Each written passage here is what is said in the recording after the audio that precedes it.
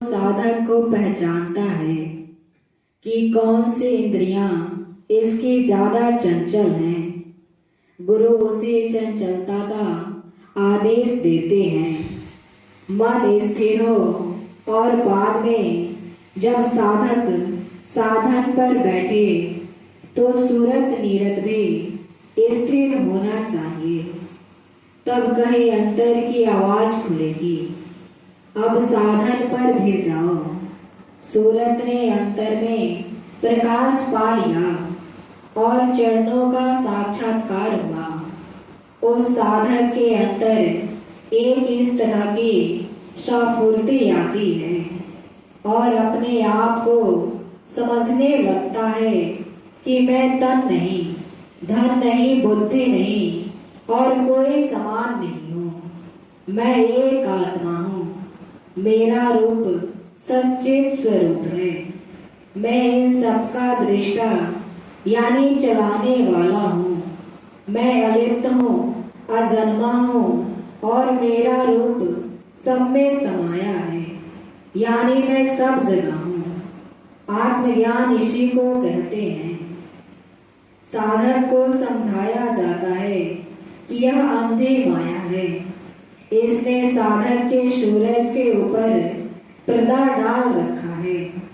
जब तक साधक में पूर्ण अंग लेकर विरह उत्पन्न नहीं होगी, तब तक यह अंधी माया का आकाश नीला है जिसमें चरण खिले हैं, नहीं टूटेगा। साधक को तड़प के साथ रोना होगा। जब रोएगा नहीं, तब तक ब्रज फाटक यानी पर्दा नहीं टूटेगा। इसी को कबीर साहब ने कहा है, बिन रोए नहीं पाया साहब का दीदार। इसी का जिक्र गोस्वामी जी ने किया है कि यह जड़ चेतन की ग्रंथि जीव के साथ बनती है। इसी के टूट जाने पर कहा है कि छोड़त ग्रंथि पाओ जो कोई, तब यह जीव के तारत होई। साधक गुरु का पूरा बल और सहारा लेकर साधन करना शुरू कर दे और अपना इम्तहान करता चले। साधक का इम्तहान गुरु ही लेंगे और किसी की हस्ती नहीं जो साधक का इम्तहान ले। गुरु हर प्रकार समर्थ है।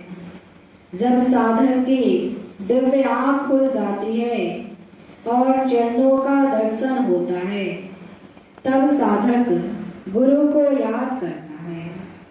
उसी समय गुरु उन्हीं चरणों में होकर नजर आते हैं। तब साधक अपने आप को धन्य धन्य कहता है। जय